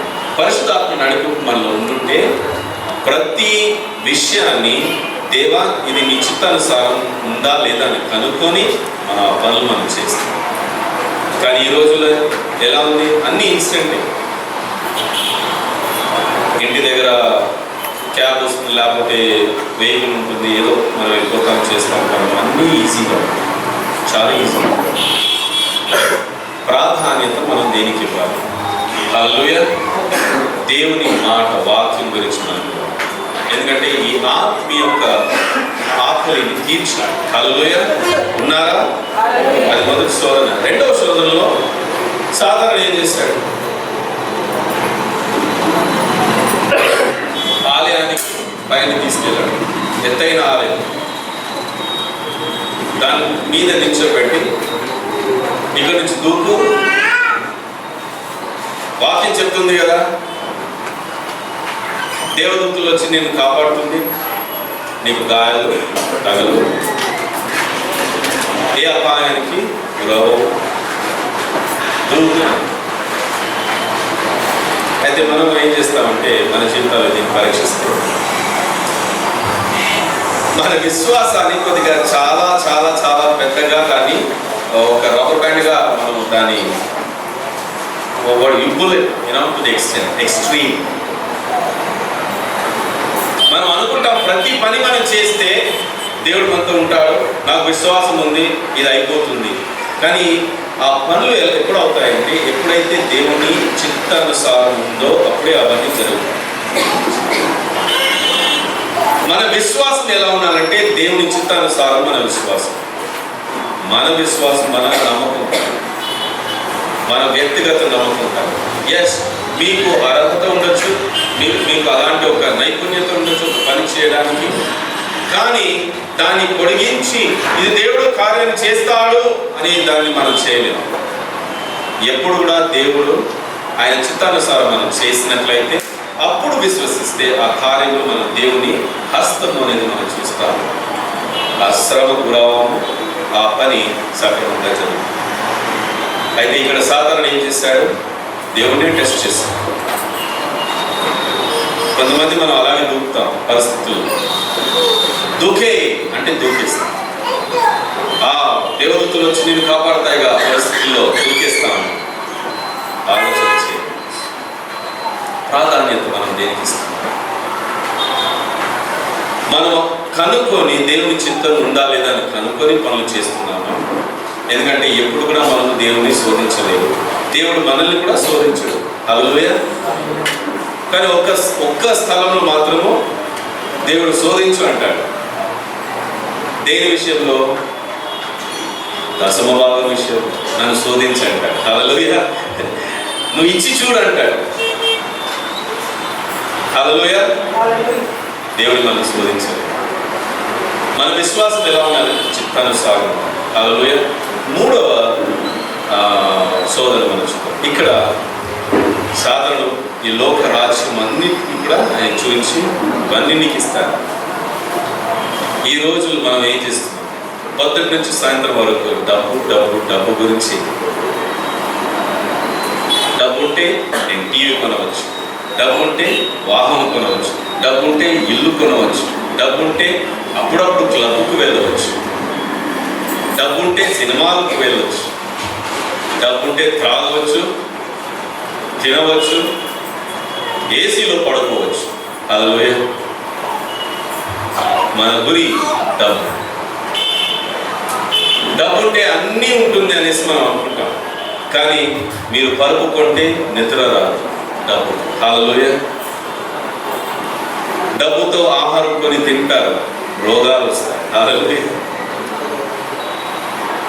ఆరోగ్యం మీరు కొనలేదు. ఇలాంటి విషయాలు మనం తెలుసుకోవాలి. ప్రాధాన్యత మనం దేనికి ఇస్తున్నాం? ఇక్కడ యేసు ఏం చేశాడంటే, సాతానా, నాకు నా జీవితంలో ప్రాధాన్యత ఏమిటంటే దేవుని సేవించడము, దేవుని ఆరాధించడం. అదే నాకు ముఖ్యమైన పని. ఎందుకంటే నువ్వు ఈ భూలోకంలోనే ఈ అధికారాన్ని నాకు ఇస్తావు, కానీ పరలోక రాజ్యంలో నువ్వు ఇవ్వలేదు. కానీ దేవుడికి పరలోకంలో భూలోకంలో అధికారం ఉంది. ఆ అధికారాన్ని నాకు ఇస్తాడు. నేను ఒక రాజుని, రాజులకు రాజుని. నేను వచ్చే రోజుల్లో, రాబోయే రోజుల్లో నేను ఆశీనుడై ఉంటాననేది ఆయన తెలియపరిచాడు. హల్లెలూయా. మన జీవితాల్లో కూడా మనం పరీక్షించుకున్నాం. ఏమిటి?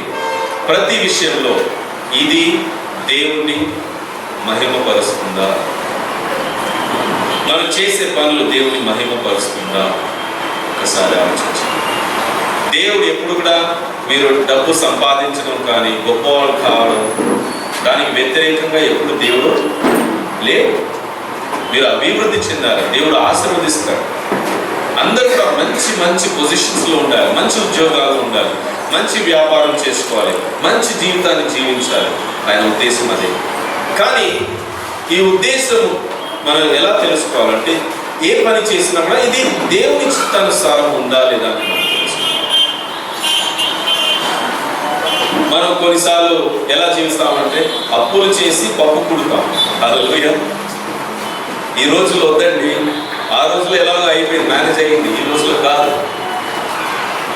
అప్పు చేసి పప్పు కూడకండి. ఒక్కరు ఒక ఏమంటారు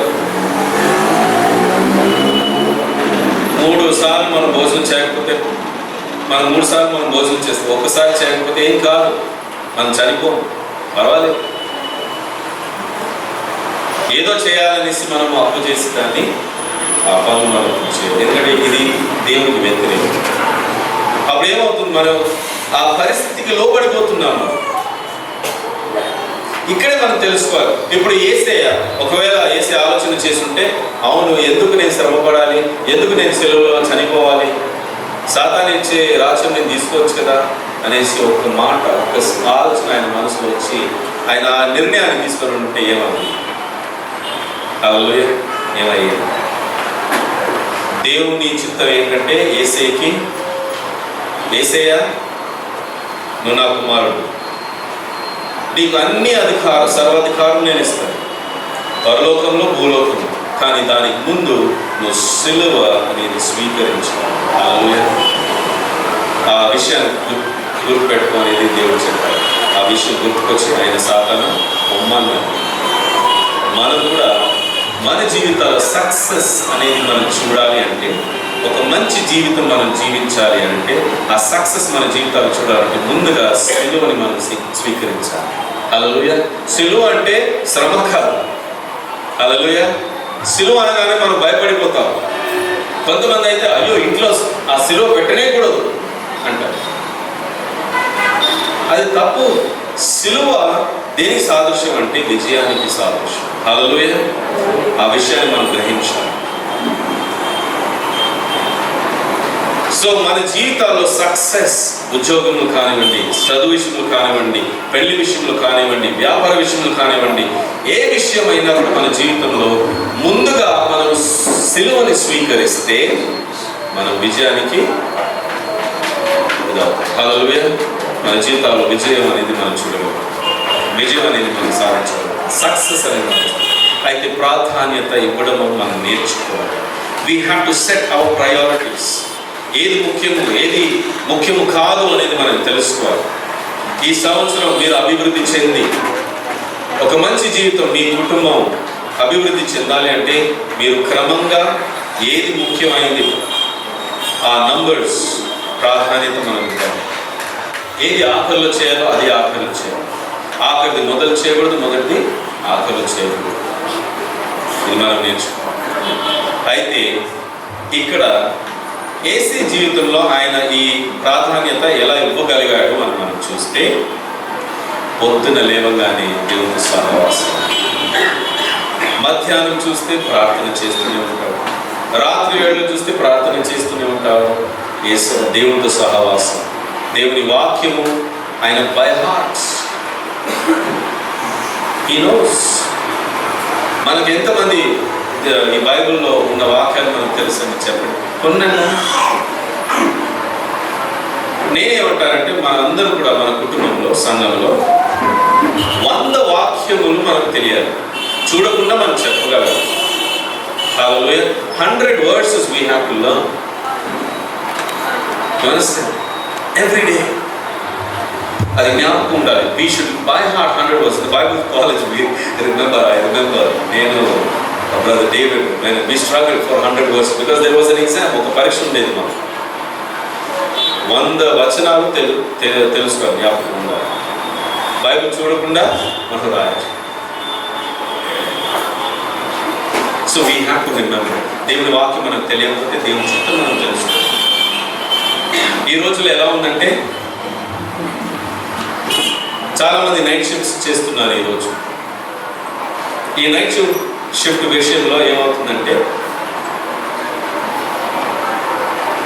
రోజంతా పడుకొని రాత్రుల్లో పని చేయడం నైట్ షిఫ్ట్.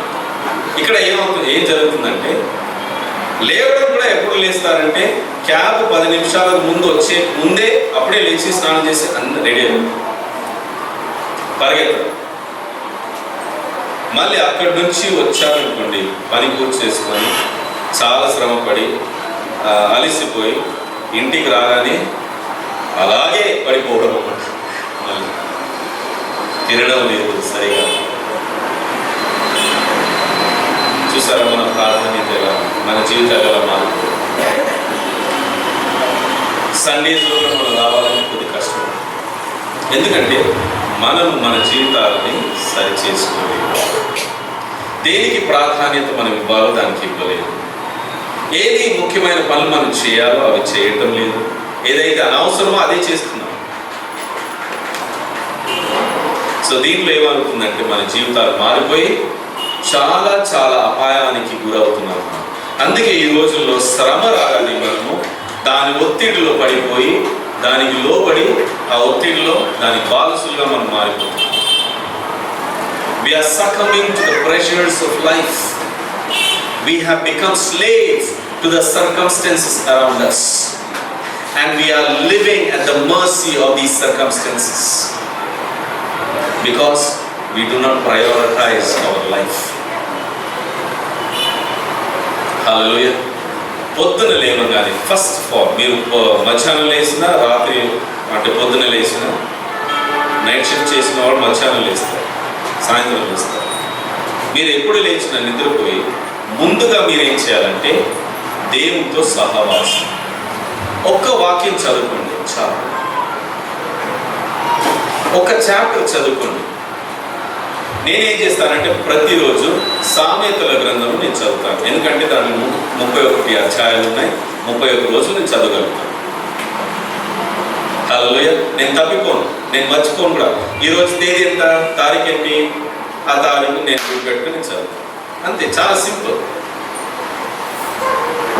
ఇంకా కొద్ది సమయం దొరికితే వేరే పుస్తకాల నుంచి చదువుతున్నాను, గ్రంథాలు. అయితే మనము ఈ ఒక్క అధ్యాయం చదివినప్పుడు దాంట్లో ఒక్క వచనం, ఏదో ఒక వచనంలో మనకు ఒక దేవుడు మాట్లాడేటట్టు అని మనకు అనిపిస్తుంది. ఆ వచనాన్ని మనం తీసుకొని రోజంతా ధ్యానిస్తాం. దేవా, ఈ రోజు నేను ఏం చేయాలి అనే విషయాన్ని మనం గ్రహించి మన జీవితాన్ని ఆరంభించాలి ఆ రోజుకి. ఎందుకంటే ప్రతిరోజు దేవుడు ఇచ్చినది, ప్రతిరోజు దేవుడు ఇచ్చిన రోజు, ఆ రోజుని మనము మహిమపరచాలి ఆయన. ఎంతమంది అండి ఇక్కడ కూర్చున్న వాళ్ళు పొద్దున లేచి దేవుని స్తుతిస్తారు? ఎంతమంది పడుకునే సమయంలో వెళ్ళి, దేవా నేను నా జీవితాన్ని పరీక్షించుకుంటున్నా, ఏదైనా తప్పులు నేను చేశాను నేను క్షమించు అనే అలాంటి ఒక ప్రార్థన చేసి పరీక్షించుకొని మనము నిద్రపోతాము. ఎంతమంది చెప్పండి? అందుకే మనకు చాలాసార్లు మీరు చెప్తారు, పాస్టర్ గారు నాకు ఈరోజు నిద్ర రాలేదండి. ఎందుకు వస్తుంది చెప్పండి? ఎందుకంటే సమాధానంతో మీరు నిద్రపోలేదు. ఆ రోజు మీరు చేసిన పనులు, ఆ రోజు మీరు చేసిన కార్యములు దేవుని మహిమపరచలేదు. అందుకే మనకు నిద్ర రాదు. కీర్తనకారుడు 19వ అధ్యాయంలో మీరు చూడండి, ఆయన ఏమంటారంటే, దేవా నా హృదయాన్ని పరీక్షించు, నాకు తెలియని తప్పులు నేను ఏదైనా చేస్తుంటే నన్ను క్షమించు. ఈ ప్రార్థన ప్రతిరోజు మనం చేయాలి పడుకునే ముందు. మన జీవితాలు మారుతాయి. అప్పుడు పరిశుద్ధాత్మ దేవుడు మనకు ఉండి, ఈ విశ్వాసి దేవునికి భయపడి దేవుని ఆరాధిస్తున్నాడు, దేవుని విశ్వసిస్తున్నాడు, అయితే నేను ఈయన నడిపించాలనేది పరిశుద్ధాత్మ దేవుడు అభిషేకించి మనల్ని ముందుకు నడుపుతాడు. హల్లెలూయా. ఈ విషయాన్ని మనం తెలుసుకుంటాం. అయితే మన జీవితాలు దేనికి ప్రాధాన్యత మనం ఇవ్వాలో దానికే ఇవ్వాలి. మన ప్రాధాన్యత ఏమిటి? చాలా ముఖ్యమైన పని ఏమిటి? దేవునితో సహవాసం. అది 5 నిమిషాలు కానివ్వండి, 10 నిమిషాలు కానివ్వండి, 1 గంట సేపు కానివ్వండి. ప్రతిరోజు ఈ క్రమశిక్షణ మనం ఉండాలి మన జీవితాలు. సాయంత్రం లేచినా, పొద్దున లేచినా మీరు ముందుగా, దేవా ఇప్పుడు నేను ఉద్యోగానికి వెళ్తున్నాను, నా వ్యాపారానికి వెళ్తున్నాను, నా చదువు గురించి వెళ్తున్నాను, ఈరోజు నాతో మాట్లాడి నన్ను నడిపించు, నేనేం చేయాలి. అలా మనం తెలుసుకొని, దేవుని చిత్తం తెలుసుకొని ఆ రోజు మనం జీవిస్తే మన జీవితాలు ఫలిస్తాయి. దేవుడు యేసయ్యని పంపించి మన గురించి చనిపోయి రక్తం కార్చి మనకు ఒక మంచి జీవితాన్ని ఇచ్చాడు. దేని గురించి చెప్పండి? దేని గురించి ఇచ్చాడు? ఆయన మనకిచ్చి ఆయన ఆనందిస్తున్నాడా? ఆయన ఎప్పుడు ఆనందిస్తాడంటే మనలో ఫలాలు చూసినప్పుడు ఆయన ఆనందిస్తాడు. హల్లెలూయా. మన జీవితంలో ఈ నూతన జీవితము, రక్షణ కలిగిన జీవితము నేను ఇచ్చాను ఈ విశ్వాసికి. ఆయన ఆ జీవితాన్ని జీవిస్తున్నాడనే సంతోషము, ఆనందము దేవుని కలగాలి. ఆ విషయమే దేవుని మహిమపరుస్తుంది. హల్లెలూయా. అయితే తొందరగా నేను 3 కారణాలు మీకు ఇస్తాను, ఎందుకు మనము ఈ ప్రాధాన్యత మనము చేసుకోవాలి జీవితాలు. ఏ పనులు ముఖ్యమో, ఏ పనులు ముఖ్యం కాదో దాన్ని లిస్ట్ చేసుకొని ప్రతిరోజు దాన్ని చేయాలి. ఆ రోజు మనం ఏం చేయాలనేది మనం నిర్ణయించుకోవాలి ముందుగా. అయితే దాని మీదనే మన ఫోకస్ ఉండాలి, దాని మీదనే మన దృష్టి కేంద్రించాలి. అటు ఇటు తిరిగి చూస్తే ఆ విషయం అలాగే ఉండిపోతుంది, తర్వాత శ్రమకు గురవుతారు. అలా కాకుండా ఉండడానికి మనం ప్రతిరోజు ఏదైతే ముఖ్యమైన పనులు మనం చేయాలి ముందుగా దాన్ని చేసుకొని, ఆకలి చేయవలసింది ఎలాగో చేయాలి, చేద్దాం. అలాంటి ఒక లిస్ట్ మనం తయారు చేసుకోవాలి. ఎందుకు ప్రాధాన్యత మనం ఇవ్వాలి కొన్ని విషయాలకు అని అనగా 3 కారణాలు. I wanted somebody to help me in reading of that word.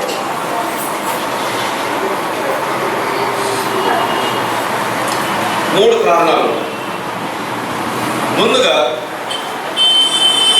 Deuteronomy 32:17. What do you say for that in Telugu? Okay. My tongue is twisting, but I don't know why. Very correct. Deuteronomy 32:17. మొదటి కారణము, ఎందుకు మనము మన జీవితాలను చక్కదిద్దుకోవాలి, దేనికి ప్రాధాన్యత ఇవ్వాలి, దేనికి ఇవ్వకూడదు, ఎందుకు అని కారణం. Somebody read 32:17. Deuteronomy 32:17.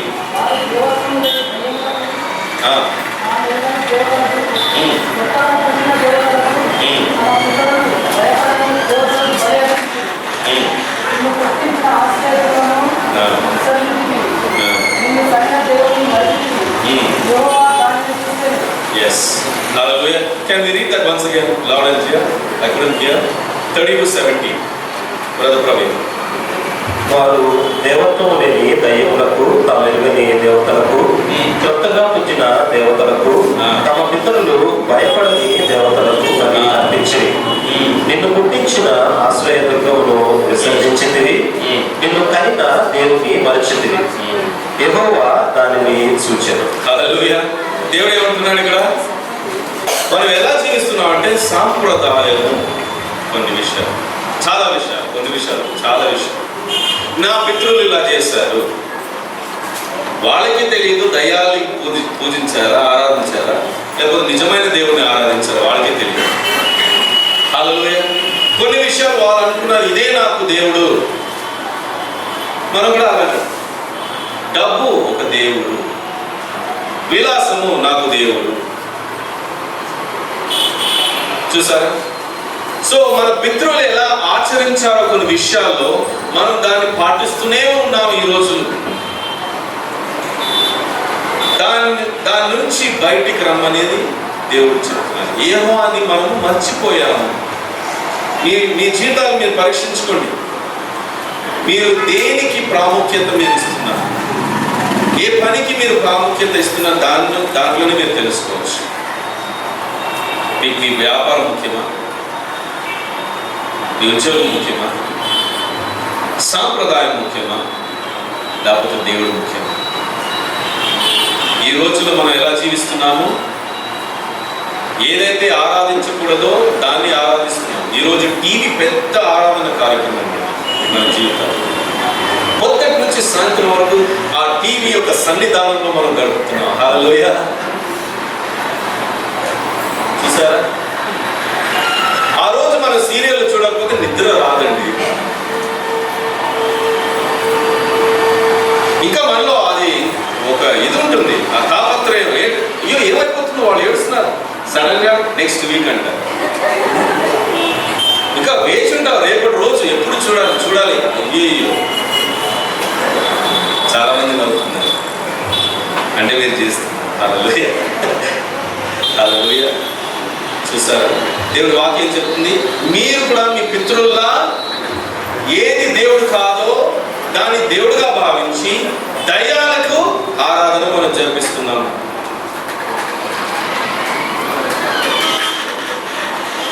ప్రాధాన్యత ఏంటి? టీవీయా? ఈరోజు ఇంకా ఆమ్ ఆద్మీ పార్టీ ఇంకా చాలా ఏదో it's on the life light. ఏమవుతుంది ఆమ్ ఆద్మీ పార్టీ? నేను కూడా Aam Aadmi Party, I was Aam Aadmi.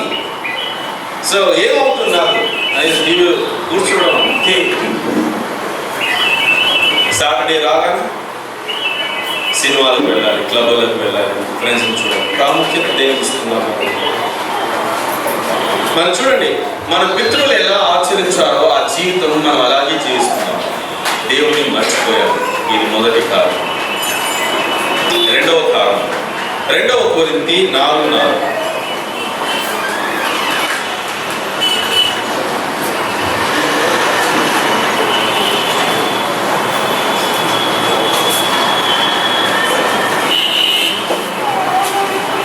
దేవుని స్వరూపి అయిన క్రీస్తు మహిమను కనపరుచు సువార్త ప్రకాశము వారికి ప్రకాశింపకుండా నిమిత్తము ఈ యుగ సంబంధమైన దేవత అవిశ్వాసులైన వారి మనోనేత్రములకు గుడితనము కలుగు చేశారు. హల్లెలూయా.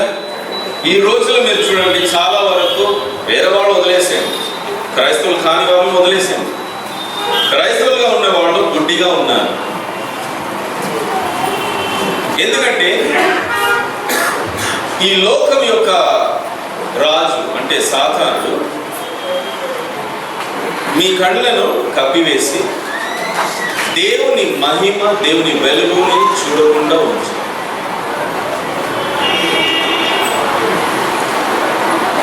ఈ సీరియల్ని తీసుకుందాం, టీవీ తీసుకుందాం, అది చూస్తేనే మీకు ఆనందం. ఆ సీరియల్ దాంట్లో ఉన్న క్యారెక్టర్స్ ఎంత బాగా నటిస్తుందమ్మా, ఎంత బాగా ఏడుస్తుంది. తనే ఏడుస్తుంది, మీరు కూడా కూర్చొని ఏడుస్తారు. వాళ్ళు నవ్వుతే మీరు నవ్వుతారు. అంటే సాధారణుడు మీ కళ్ళను కప్పివేసి అదే వెలుగు, దీంట్లోనే నువ్వు ఆనందించు. దేవుని యొక్క సువార్త వెలుగు నీలో ఉండకుండా ఇది రెండవ కారణం. అయితే మనం ఏం చేయాలి? ఈ కప్పును తీసుకోవాలి. మనము పరిశుద్ధ ఆత్మ నేత్రాలతో మనం చూడాలి. అదే పరిశుద్ధాత్మ నడుపు. మీరు చూడండి, ఒక్కసారి ఆయన నేత్రాలతో మనం చూస్తే టీవీ పక్కన పెట్టేస్తారు. ఎప్పుడు కూడా దేవుడు వాక్యం పట్టమని, అవును దేవుడు ఏదో చెప్తున్నాడు, ఆయనతో కనెక్ట్ అయిపోవాలి. ఒకరోజు నేను ఈ విషయం గురించి నేను ప్రసంగిస్తాను. Broadband connection with God. అందులో ప్రీచ్ ఉన్నాయి. డైలాగ్ కనెక్షన్ కాదు, ఎప్పుడు మనకు కావాలంటే అప్పుడే డైలాగ్ చేసి డౌన్లోడ్ అప్లోడ్ చేసుకుంటారు. Broadband connect, upload, download instant మనకు ఉండాలి. రెండవ కారణము, సాతానుడు కప్పు వేశాడు. ఆ కప్పుని మనం తీసి పరిశుద్ధ ఆత్మ నేత్రాలతో మనం చూడాలి. ఏం చూడాలి? దేవుని యొక్క మహిమ, దేవుని యొక్క సువార్త మనలో ఆ వెలుగును మనం చూడాలి. అదే దేవునికి కలిగిన మహిమ ఘనత. హల్లెలూయా. మూడవ కారణం, 1 కొరింథీ 10:20. 1 Corinthians 10:20.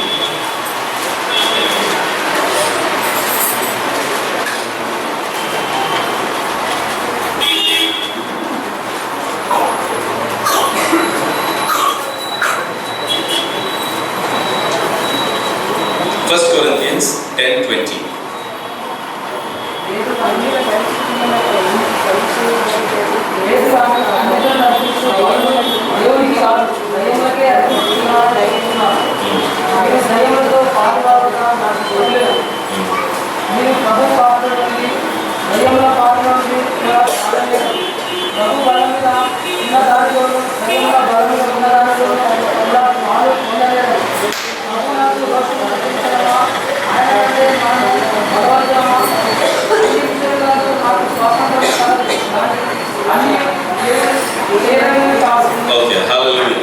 సో ఇక్కడ మనం ఏం తెలుసుకుంటున్నాం? ఈరోజు మన బలియాగం ఎలా ఉంది? మనం నిజమైన త్యాగం చేస్తున్నాం, బలి అర్పణ చేస్తున్నాం దేవుడు.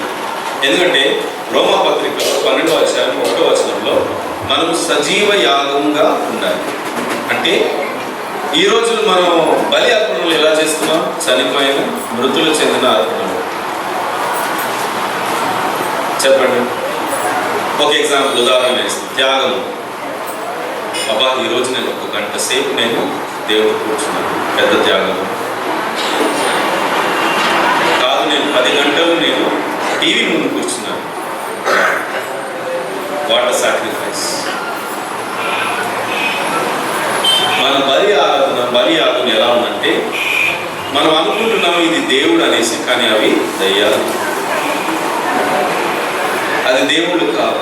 దానికి మనం ప్రాముఖ్యత ఇవ్వడం, ప్రాధాన్యత ఇవ్వడము, మన సమయాన్ని గడిపి వ్యర్థం మనం చేస్తున్నాం, మన జీవితాన్ని వ్యర్థము చేసుకుంటున్నాము. కానీ దేవుడు మృతి చెందిన బలియాగం చేయమంటాడు? కాదు, సజీవ యాగము.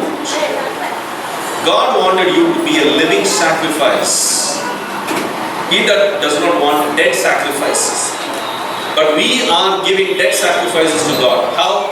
Oh, one day in a week I go to the Sunday church. Wow, what a sacrifice. That's not the way. మన బలి యాగము సంపూర్ణంగా సజీవ యాగంగా షుడ్ బి లివింగ్ సాక్రిఫైస్. ఎందుకు చెప్పండి? మన దేవుడు చనిపోలేదు, సజీవుడు. హల్లెలూయా. అయితే మృత చెందిన బలి ఆరాధన మనం చేయము. సజీవ యాగము ఆరాధన అలాంటి మనము అర్పించాలి. సో ఈ 3 కారణాలు. అంటే దీనికి అర్థం ఏంటంటే, యేసయ్య సర్వాధికారం పొందుకోవడానికి ఆయన ముందుగా సిలువని స్వీకరించారు. అదేవిధంగా ఈరోజు మన జీవితాల్లో కూడా క్రీస్తు యొక్క సిలువను మనము స్వీకరించి దాని ముందు పెట్టి ప్రతి విషయము ఈ సిలువ ద్వారా మనము చేయాలి. అంటే పరిశుద్ధాత్మ ద్వారా నడిపింపు, పరిశుద్ధాత్మ నేత్రాలను మనం కలిగి ఉండాలి. ఆయన నేత్రముతో ప్రతి విషయాన్ని చూసి దాన్ని పరీక్షించి దేవుని చిత్తానుసారం ఉందా లేదా కనుక్కొని మనం జీవించాలి. మనము దినాన్ని ఎలా ఆరంభించాలి? దేవునితో ఆరంభించాలి. ఎలా ముగించాలి? దేవునితో ముగించాలి. ఎందుకంటే మనకు గ్యారంటీ లేదు రేపు మళ్ళీ తిరిగి లేస్తామనేది, నిద్ర నుంచి. హల్లెలూయా, హల్లెలూయా, హల్లెలూయా. ఉన్నారా?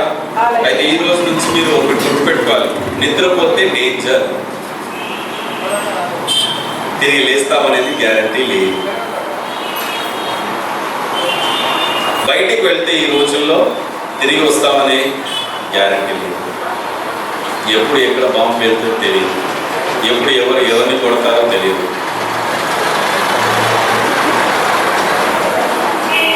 స్త్రీలకు ప్రాబ్లమే, పురుషులకు ప్రాబ్లం, పిల్లలకు కూడా ప్రాబ్లం, అందరికీ problem.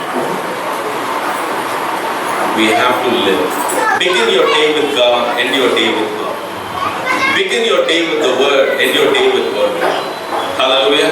Begin the day with the leading of the Holy Spirit and end the day with the leading of the Holy Spirit. మీ దినాన్ని ఆరంభించడం ఎలా? దేవుడుతో ఆరంభించండి. ఆ దినాన్ని ముగింపు దేవుని ద్వారా ముగింపు, దేవునితోనే. మీ దినాన్ని ఎలా ఆరంభించాలి? దేవుడి వాక్యం ద్వారా ఆరంభించాలి. అదేవిధంగా నిద్రపోయేటప్పుడు మీరు దేవుడి వాక్యం తెలుసుకొని నిద్రపోవాలి. లేచిన వెంటనే పరిశుద్ధాత్మ నడిపింపు కలిగి లేచి ఆ దినాన్ని జీవించాలి. అదేవిధంగా ఆయన నడిపింపు ద్వారానే తిరిగి మనము నిద్రపోవాలి. హల్లెలూయా. ఇలా చేసినట్లయితే మన జీవితాలు చక్కబడతాయి, మన జీవితాలు మార్చబడతాయి. దేవుని చిత్తానుసారము ఆయన మార్గము నడవడానికి మనకు తెలుసు. లేకపోతే మనం వేరే మార్గం నడుస్తున్నాం. మనం అనుకుంటాం ఆయన మార్గంలో నేను ఉన్నాను, కాదు, పక్కన ఉంటాను. ప్యారలల్. Okay, please understand. అయితే ముగింపులో ఒక చిన్న కథ చెప్పి నేను ముగిస్తాను. యూదులు అబ్రహాం గురించి ఇలా ఒక కథ వాళ్ళు వింటూ చెప్తుంటారు అందరికీ. ఏంటంటే ఒకసారి అబ్రహాముడు నక్షత్రాలను చూసి ఓయ్ చాలా బాగున్నాయి, నేను దీన్నే ఆరాధిస్తాను అని చెప్పాడు. ఆరాధించాడు. కానీ కొద్దిసేపు తర్వాత, కొన్ని గంటల సేపు తర్వాత నక్షత్రాలు కనిపించలేదు. అయ్యో ఇదేంటి, నేను దాన్ని పూజించాను కదా, ఆరాధించాను కదా, నక్షత్రాలు ఎక్కడ కనిపిస్తాను. సరే ఇప్పుడు నేను ఇంకా what you say for constellations, planets and constellations in Telugu? గ్రహాలు. ఆ గ్రహాలని నేను పూజిస్తాను, ఆరాధిస్తాను. కానీ అది కూడా కొద్దిసేపు తర్వాత కనిపించలేదు, అస్తమైంది. అయ్యి ఇదేంటి, నేను దీన్ని ఆరాధించాను కదా, అస్తమైపోయింది, కనిపించలేదు. సరే ఇప్పుడు నేను చంద్రుడిని చూస్తాను. ఆయన చంద్రుడిని చూసి అయ్యో చాలా అందంగా ఉంది చంద్రుడు, చంద్రుడిని నేను ఆరాధిస్తాను. ఆరాధించాడు. కానీ కొద్దిసేపు తర్వాత అమావాస్య వచ్చింది, చంద్రుడు కనిపించింది. హల్లెలూయా. ఇదేమైంది, ఎక్కడ పోయాడు చంద్రుడు? సరే సూర్యుడు చంద్రుడి కన్నా ఇంకా చాలా మంచిగా ఉంటా, గొప్పవాడు అనుకొని సూర్యుడిని ఆయన ఆరాధించాడంట. ఉదయించేటప్పుడు వా సో గ్లోరియస్. కానీ చూస్తూ చూస్తూ ఆ దినం గడిచాక అస్తమైంది, సూర్యుడు మళ్ళీ కనిపించలేదు. అయ్యో నేను ఆరాధన చేసింది అర్థమైపోయింది. ఇవన్నిటిని నేను ఆరాధించాను, కానీ అన్నీ కూడా అస్తమైపోయింది. ఇక నేను దేన్ని ఆరాధించాను అని ఆలోచన చేసేటప్పుడు ఆయన ఒక నిర్ణయాన్ని తీసుకున్నాను. ఏమని? నేను నిజమైన దేవుడిని ఆరాధిస్తాను అని నిర్ణయించాడు. ఆ రోజు నుంచి ఈ రోజు వరకు ఆయన విశ్వసించాడు ఆ దేవుడు. అయితే మీ కథే, దేనిని ఆరాధిస్తారు? సూర్యుడినా, చంద్రుడినా, టీవీనా, నిద్ర? దేనిని ఆరాధిస్తారు? నిజమైన దేవుడినా? ఒకవేళ మీ స్పందన అలా ఉంటే అందరూ కూడా కళ్ళు మూసుకొని ప్రార్థన చేస్తారు.